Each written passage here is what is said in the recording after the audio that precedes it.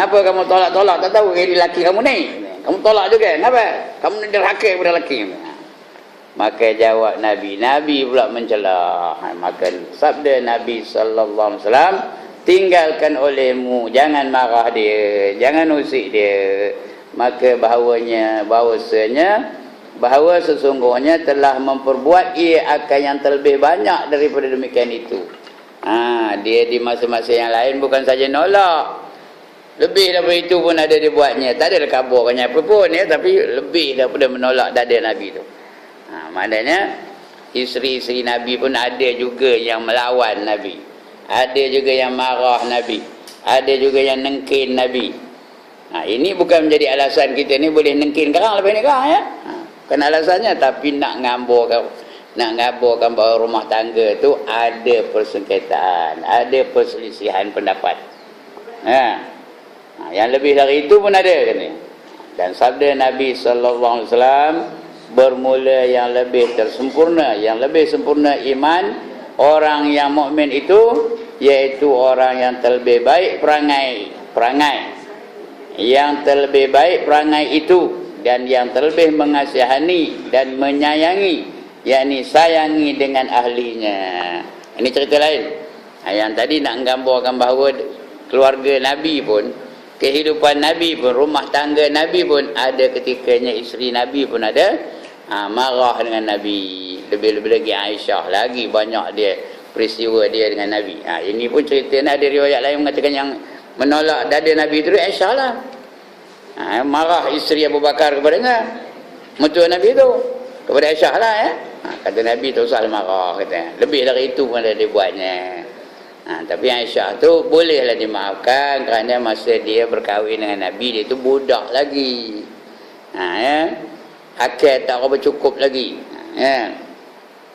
Yang depan saya ni budak lagi kan? Boleh ke nolak dada suami? Jadi Aisyah boleh lah, pasal dia budak lagi, dia kanak-kanak lagi. Dia bersama dengan Nabi pun setelah berumur 9 tahun. Begitu. Jadi dia boleh lah. Jadi lebih sempurna lagi, kata Nabi pula, ini cerita yang lain, orang yang paling baik, paling betul, paling tinggi imannya, ialah mereka yang baik dengan ahlinya. Perangai dengan ahli yang tu baik, dengan isterinya dia baik. Isteri pula yang paling baik ialah yang baik perangainya dengan suaminya. Yang disayangi, yang menyayangi suaminya. Dan tersebut dalam syarah Al-Arba'in. Arba'in tu 40. Arba'in fi Usuluddin, nama kitabnya. Bagi Imam Nawawi rahimahullahu ta'ala.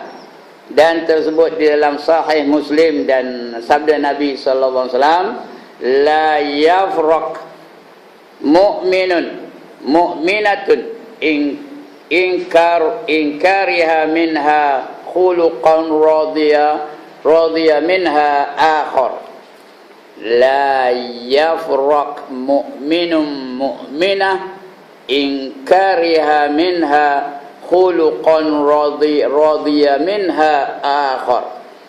Artinya, jangan kamu marah seorang mukmin akan isterinya yang mukmin juga. Isteri itu mukminah lah. Jika dibencikannya ia daripada perangainya, maka redalah engkau daripada perangainya yang lainnya pula. Jangan marah-marah isteri kamu. Ini untuk ustaz-ustaz lah ya. Dan suami-suami rumah tu. Tapi kalau dengar dia apa dia? Kalau dengar dia suami rumah tu kembang hidung dia, jangan marah-marah isteri katanya. Ustaz-ustaz ni dia apa? Yang kembang hidung tu bukan suami tu, isteri lah bila dengar tu. Jangan kamu marah-marah isteri tu katanya. Ustaz ni apa? Dia monyok juga lah, betul, jangan marah-marah isteri. Artinya kalau dia membuat apa-apa hal yang menyebabkan mereka tak berapa seronok, jangan marah-marah. Jangan asyik silap sikit, pam, jangan ya. Jangan kamu marah-marah katanya. Jangan kamu marah seorang mukmin akan isterinya yang mukminah. Jika dibencinya ia daripada perangainya, ada perangai yang dibenci dengan marah, sikit pun dengan apa, dia ngorin ikan angui, jangan marah. Banyak dia kerja lain, banyak benda lain yang dia telah berkhidmat untuk suaminya. Maka redalah engkau daripada perangainya yang lain pula. Kerana dia bukan semuanya jahat, bukannya semuanya lemah, bukannya semuanya tak betul. Ada juga isteri itu yang betul. Selain daripada dia tak reti masak, ada pula reti yang lain. Pandai pula basuh kain, pandai pula nyapu sampah, pandai pula dia melayan suami umpamanya. Ada benda-benda yang baik. Jadi jangan tengok yang negatif saja, tengok tengok yang positifnya.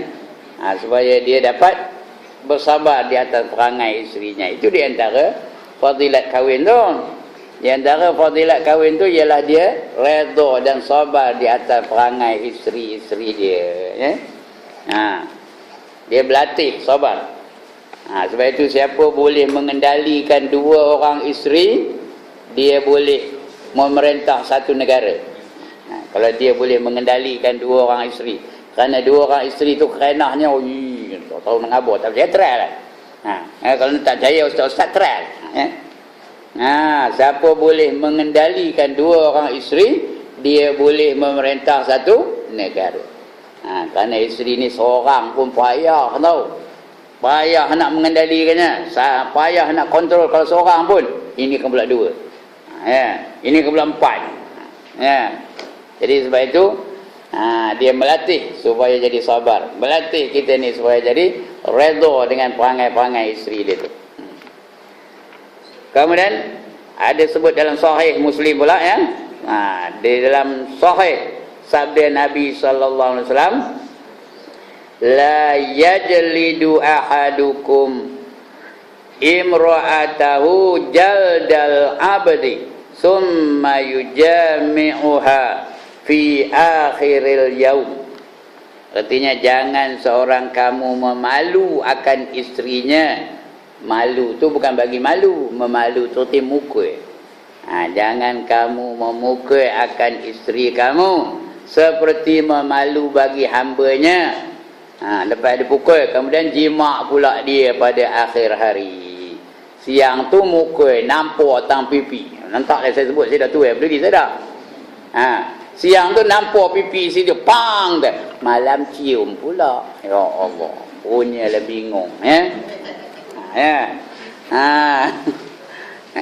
lantaklah peduli saya dah tua. Ada tak orang itu? Ada tak? Siang nampak, malam beluk. Siang nampak, malam cium. Itu bingung tu. Sudah tampuk pula cium pula. Jadi jangan tampuk isteri tu. Jangan pukul macam memukul hamba, bila malam-malam jima pula dengan isteri tu. Menyatakan sayang pula, I love you, I love you, I love you malam. Siang pang tak guna punya bini. Gitu kan?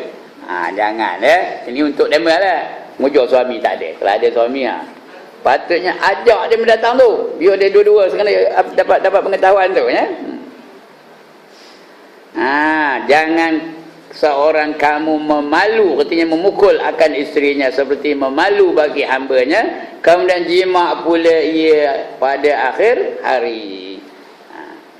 Kemudian hikayat, cerita saja dalam kitab ni, hikayat orang bahawa sesungguhnya seorang lelaki datang ia kepada Sayyidina Umar radhiyallahu anhu, padahal hendak mengadu kepadanya akan kejahatan perangai isterinya.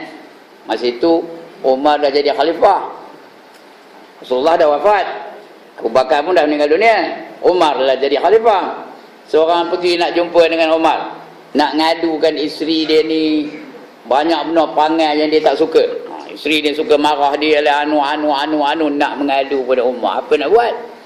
Belum dan dia bagi salam Umar tu, belum dan berjumpa dengan Umar, dia dengarnya isteri Umar tu tengah marah kan dia, pang ya. Tak dan Umar nak buka pintu dah dengar pang marahkan Sayyidina Umar, ya. Dia pun balik lah, tak jadi pergi jumpa Umar. Nampak dia Umar pun panggil dia. Apa hal kamu nak jumpa aku tadi? Kata. Udahlah tu kata, aku tak payah jumpa. Aku jadi nak ngadu bini aku, aku tengok bini kamu pun serupa aja. Tak jadi aku nak ngadu katanya. Ini cerita ni. Maka berhentilah ia di sisi pintunya, menanti ia.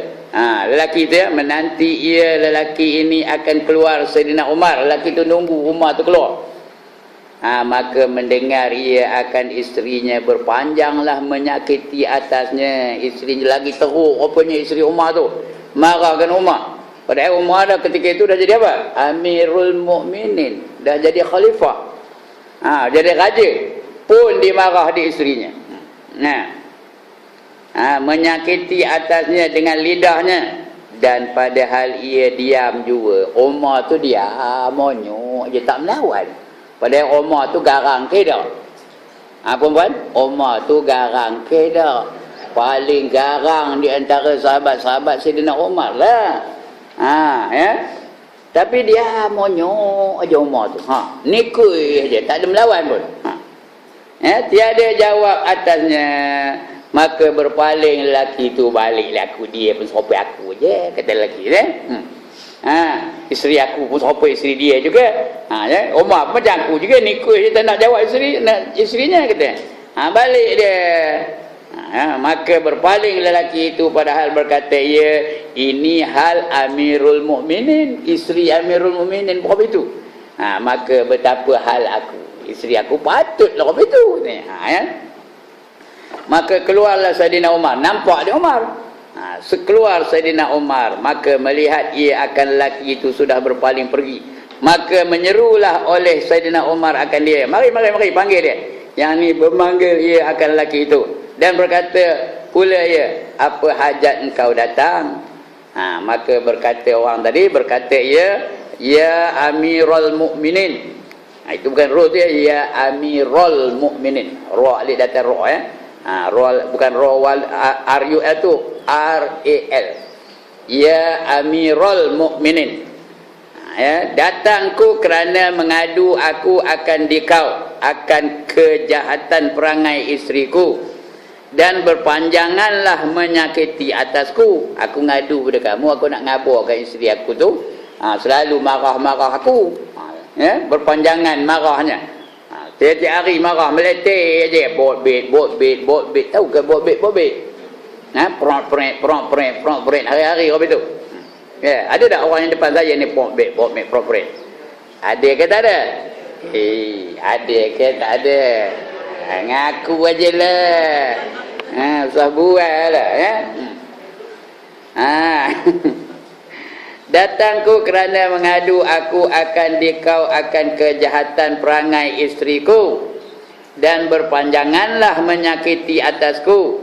Maka mendengar aku akan isteri engkau seperti yang demikian juga. Aku tengok isteri kamu pun apa itu juga, kata dia orang tadi.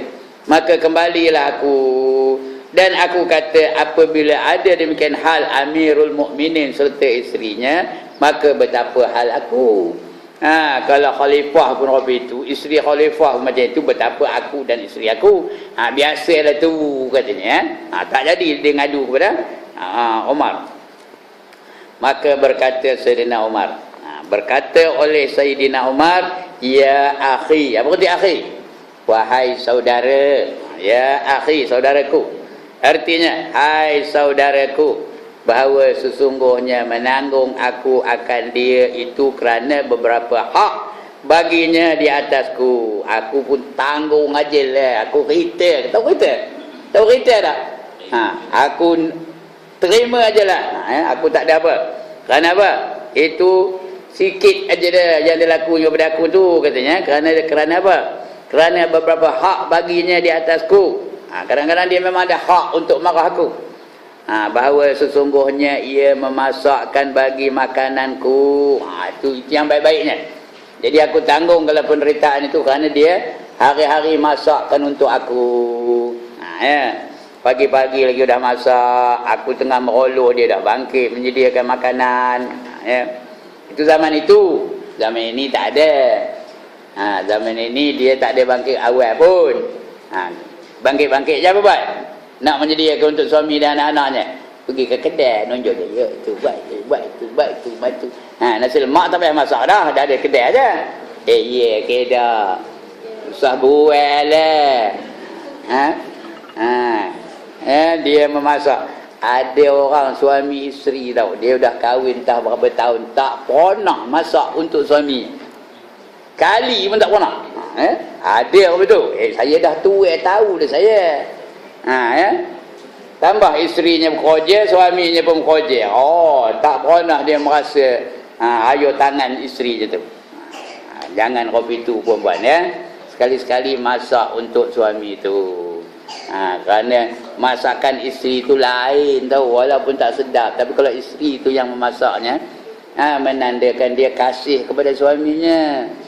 Suami itu makan seronok dia makan ayuh tangan isteri itu.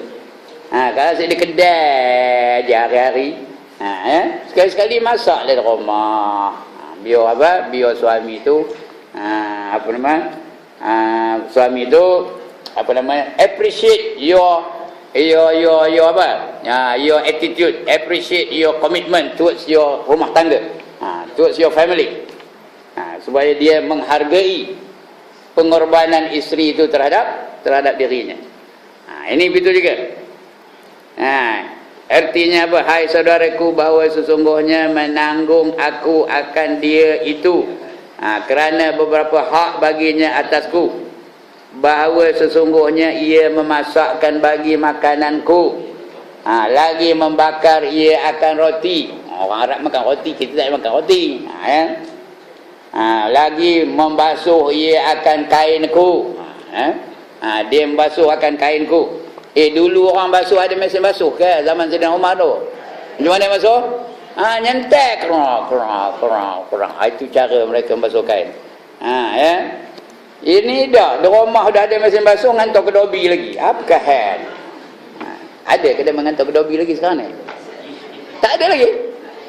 Tak ada lah. Ya ke? Ya ke ni? Ya lah tu, saya percaya lah tu. Percaya lu okey. Membasuh ia akan kainku, lagi memberi susu ia akan anakku. Padahal wajib atas aku sekaliannya itu. Dia tahu tu, Saidina Umar tahu. Masak tu wajib dia, bukan isteri wajib masak tahu. Ini hak isteri, nak tahu tak? Masak tak wajib, basuh kain tak wajib, nyapu sampah tak wajib. Itu semua kerja siapa? Kerja suami tu. Itu kalau ada suami senang. Tak ada. Kalau perempuan ngabur pada dia, tak percaya dia memang betul tu. Masak tak wajib, nyapu sampah tak wajib, basuh kain tak wajib, ngemeh rumah tak wajib. Yang wajib isteri apa? Ngemehkan diri je, menyediakan diri untuk suaminya. Yang lain tak wajib. Malahan perempuan dengar ni baik-baik, menyusukan anak pun tak wajib. Tahu? Atas yang dia buat tu macam? Yang dia buat tu macam? Dia tak wajib buat juga macam? Dapat pahala sunat. Tahu? Bila dia menyusukan anak, bila dia membasuh kain, bila dia memasakkan untuk suami itu, dapat pahala sunat. Ndak ke tak ndak? Kali lagi, ndak ke tak ndak?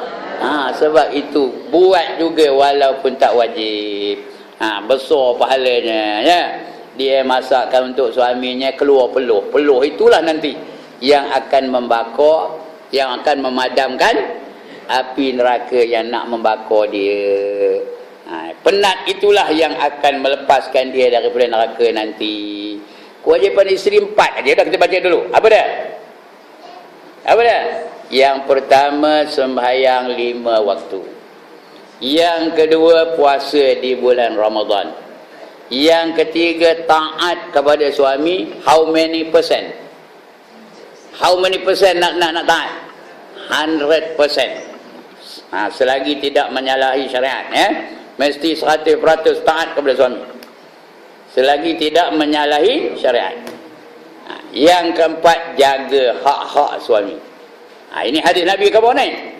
Kamu buat 4 perkara itu, kamu masuklah ke dalam syurga melalui mana-mana pintu yang kamu kehendaki. You can go into heaven through which door you want. Nak pergi syurga mana? Boleh. Syurga Firdaus, ikut pintu Firdaus. Bukan Ustaz Firdaus. Syurga makwa, pintu. Ikut pintu makwa. Tahu? Bukan makwa ya, makwa. Okey? Ikut pintu mana? Darussalam, ikut pintu Darussalam. Lagi? Syurga apa lagi? Darul Jalal, ikut pintu Darul Jalal. Darul Naim, ikut pintu Darul Naim. Jannatun Adnin, ikut pintu Jannatun Adnin. Lagi apa? Darul Qarar, ikut pintu Darul Qarar. Darul Khuld, ikut pintu Darul Khuld. Mana-mana pintu wajib boleh masuk. Tapi syaratnya 4 tadi. Apa dia? Yang pertama, udah lupa. Yang pertama, sembahyang 5 waktu di awal waktu. Jangan lambat-lambat ya. Yang kedua, puasa di bulan Ramadan. Puasa sunat pun tak payah. Tapi kalau buat bonus lah tu ya. Puasa di bulan Ramadan. Yang ketiga, taat 100% kepada suami ya. Yang keempat, jaga hak-hak suami. Apa hak-hak suami? Harta suami. Lagi, rambut puan-puan tu siapa punya? Rambut puan-puan tu siapa punya? Hak siapa tu? Hak suami. Ya. Anggota badan puan-puan tu semua hak siapa? Hak suami. Jaga betul-betul. Buat 4 perkara ni, masuklah ke dalam syurga melalui mana-mana pintu yang dikehendaki, yang puan-puan kehendaki. Itu dia ya. Jadi itu dah kata-kata Umar dan ngabur pada orang tu. Dia menyusukan anak aku, kata ya. Dan padahalnya wajib atas aku sekaliannya. Masak siapa wajib? Suami ke isteri? Suami wajib masak. Ya. Lagi? Basuh kain wajib isteri ke wajib suami? Wajib suami. Ya. Tengok ke suami-suami ni. Wajib basuh kain tau. Bukan isteri ya. Suami yang wajib. Lagi nyusukan anak siapa? Suami wajib. Ya. Hati macam mana dia nak bagi susu anak? Carilah ibu susu. Itu sebab Nabi ada tak ibu susunya? Siapa ibu susunya? Siapa namanya? Halimatus Sa'diyah. Halimatus Sa'diyah itu ibu susunya. Ya. Sedangkan dia ada anak, Halimatus Sa'diyah tu ada anak. Disusukannya Nabi pada susunya yang kiri. Ya, mula-mula susu pada susu yang kiri, anak dia susu kanan. Tak hendak Nabi nyusu. Itu dah Nabi. Dia tak hendak walaupun susu juga. Dia bukan tahu baru lahir tu, tak tahu dia. Tapi bila ditukar Nabi susu dengan susu yang kanan dan anak dia sendiri susu yang kiri, baru dia nak nyusu. Gitu hebatnya. Dari kecil lagi belum tahu apa-apa lagi dia dah milih antara yang kiri dengan yang kanan, dia pilih yang mana? Dia pilih yang kanan. Dan dari situlah Halimatus Sa'diyah tu rezekinya melempah ruah lepas itu. Kerana dia menyusukan manusia yang paling mulia, yang paling hebat, yang paling sempurna di atas muka bumi ini. Itu dia ibu susu. Jadi ibu susu tu suami yang patut carikan untuk isteri. Ya. Ini kita nyusunya, ya, nyusu anak tu. Dapat pahala. Dapat pahala sunat. Berapa banyak susu tu masuk dalam perut anak kita tu, selagi itulah pahala sunat tu dapat. Mengalir aja. Ya. Walaupun dia tak wajib. Itu kata Umar ngabur kepada orang tadi. Tiada wajib atasnya dan lagi menetapkan hatiku dengan dia pada mengerjakan yang haram. Artinya apa? Isteri itu mengelakkan Sayyidina Umar itu daripada melakukan zina yang haram kerana isterinya ada. Kerana Nabi kata, apabila kamu teringin kepada perempuan, balik ke rumah kamu. Kerana apa yang ada yang kamu ingin tu ada pada isteri kamu. Faham ke ni? Faham ke ni? Sebab itu perempuan tengok lain macam macam rupa suami tu balik, kena faham-faham sikit tau. Tengok ngeligi, ngentak kepala ke dinding tu, faham-faham sikit. Lantaklah saya peduli, saya dah, saya bukan malu ngabur kan. Ya. Kena faham-faham tu. Sebab itu kalau nak tidur, siapa dulu pergi ke tempat tidur? Isteri dulu ke suami dulu? One more time. Siapa nunggu siapa? Isteri nunggu suami ke suami nunggu isteri? Ya Allah, tak jawab dia. Dah takut nak jawab tu, bukan tak tahu tu. Sekali lagi. Isteri nunggu suami ke suami nunggu isteri?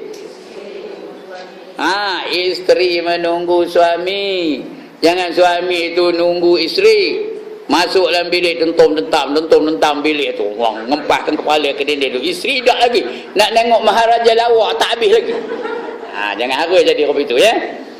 Dia main ni muda-muda senang apa kan?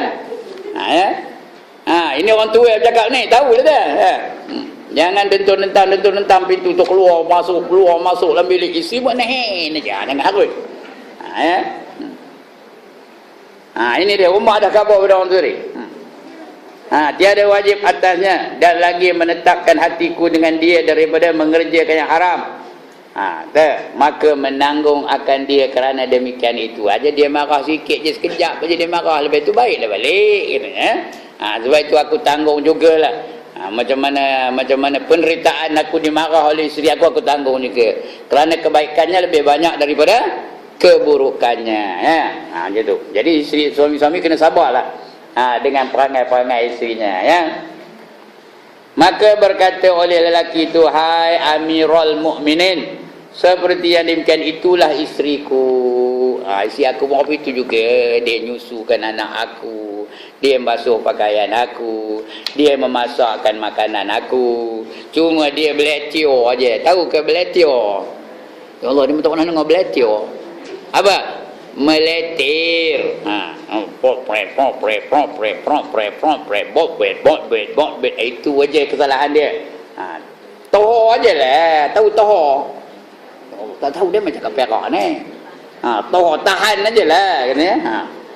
Itu kata Sayyidina Umar, memberi nasihat kepada salah seorang rakyat dia. Maka berkata Sayyidina Umar, tanggunglah olehmu akan dia. Maka bahawa sesungguhnya ia masa yang sedikit, bukan lama benar pun ya.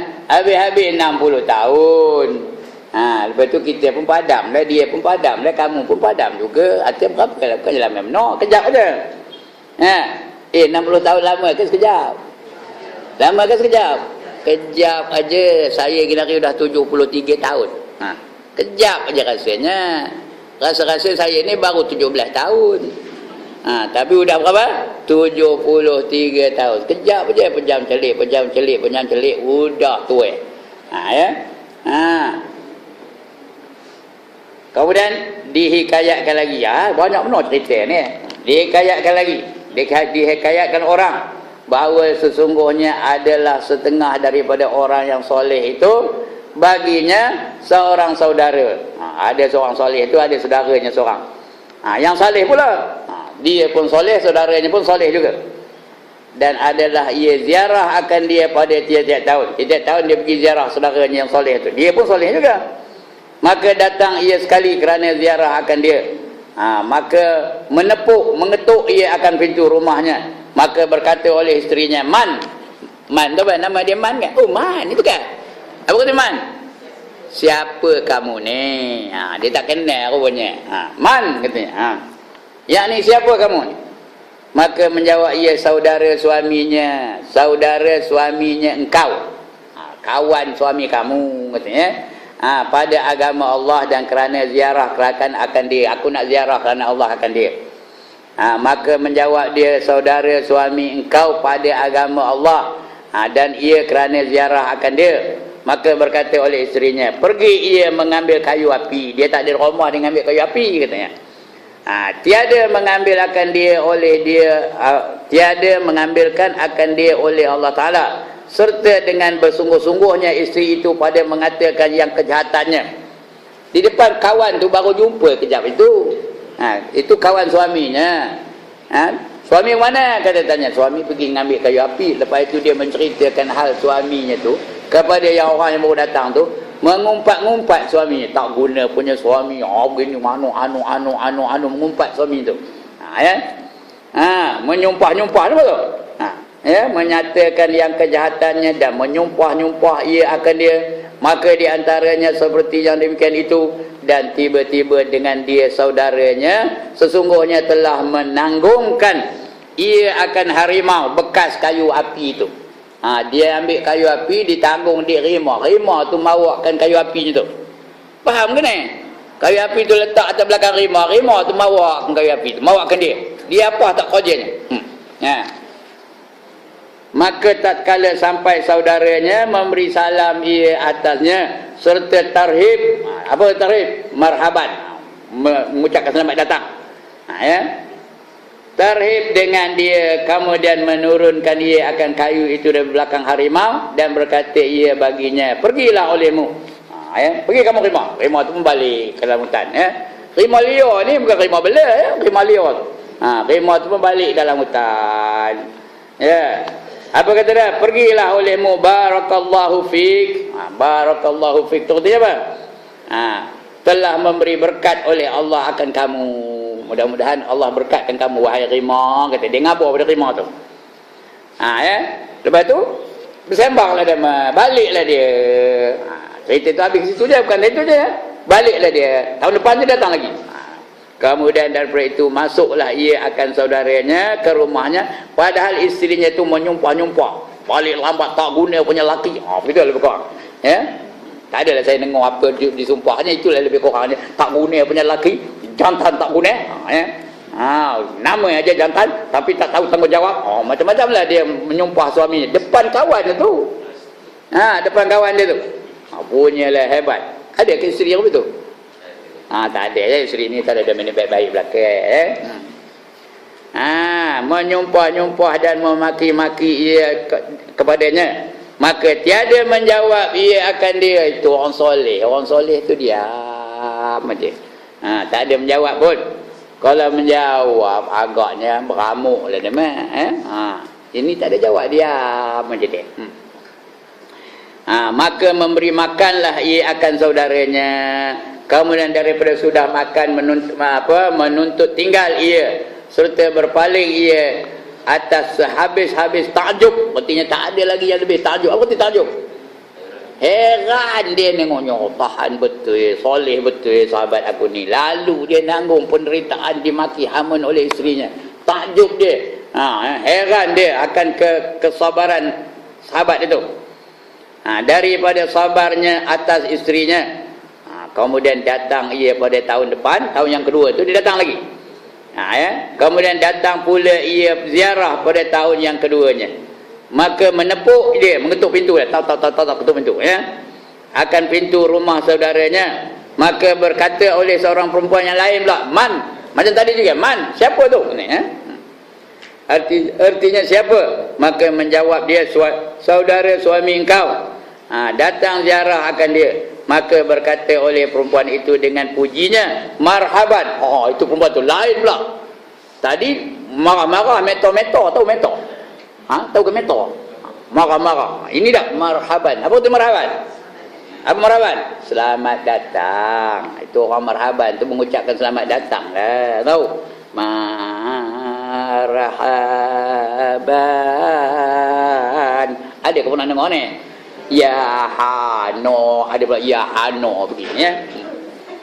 Dia patutnya Ya Nur, tapi tak sedap. Dia nak Ya Hano, bagus sedap. Itu akan datang ceritanya. Ini marhaban, selamat datang di kawan ya. Dan bersungguh-sungguh ia di dalam memuji atas keduanya. Dia memuji tetamu tu dan memuji juga suaminya. Suami ai tu punyalah baik, punyalah handsome, punyalah muda. Pada ada tua ganyut tu. Dia puji juga. Punyalah pemurah, dia memuji.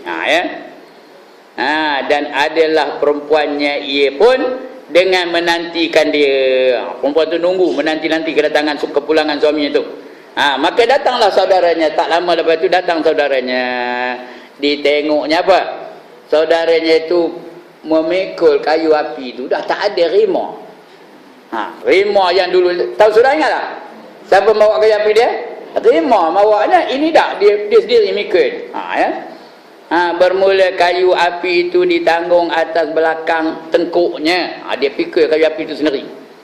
Maka memasukkan dia akan saudaranya dan memberi makan dia akan dia. Dan padahal isterinya itu bersungguh-sungguh ia di dalam memuji keduanya. Dipuji yang kedua-duanya, bagi makan, dia layan tetamu betul-betul.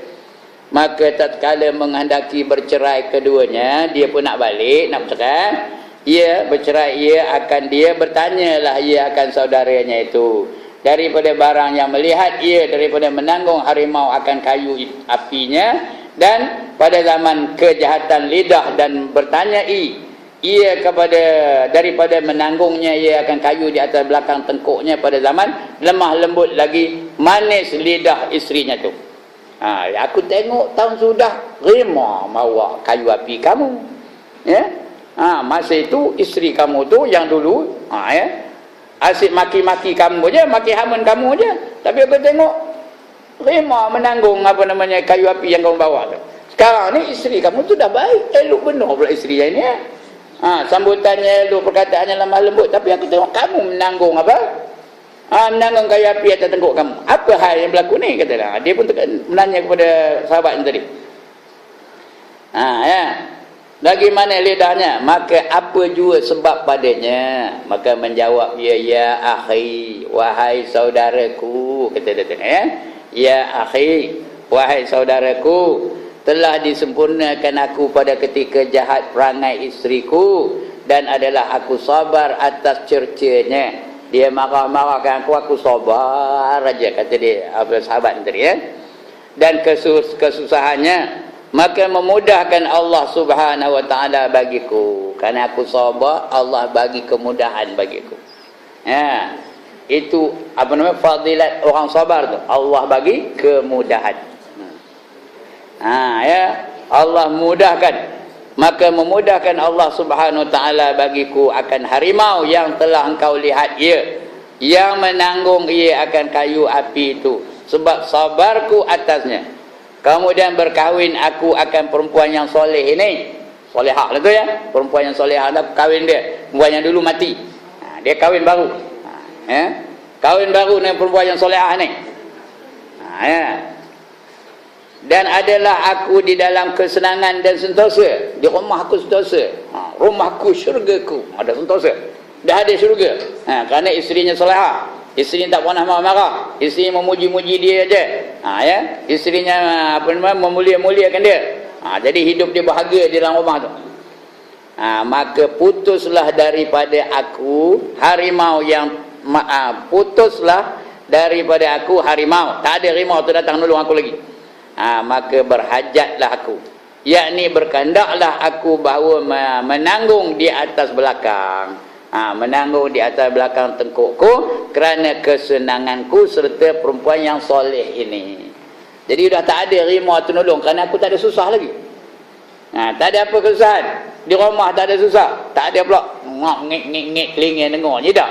Jadi aku dah dalam kesenangan, Allah putuskan bantuannya bagi aku. Tak ada payah sabar lagi. Kerana tak ada sabar, tak adalah bantuan daripada Allah Subhanahu wa taala. Ya. Itu dia. Wallahu a'lam. Ini cerita lain. Maka tatkala selesai daripada mengetahui akan hukum segala perempuan derhakakan suaminya, itu akan datang kita baca insya-Allah, ya. Ada beberapa perkara yang nak kita faham dia bila hukum derhaka kepada suami itu. Ada beberapa perkara di sini, ada macam-macam perkara di sini. Benda yang jadi apa? Satu, dua, betul dalam dua tu pula banyak pula cabang-cabang dia, ya. Jangan berlaku tu. Tiga, macam-macam perkara, empat dan sebagainya. Itu akan kita baca insya-Allah. Baik, sekian dulu untuk yang ini.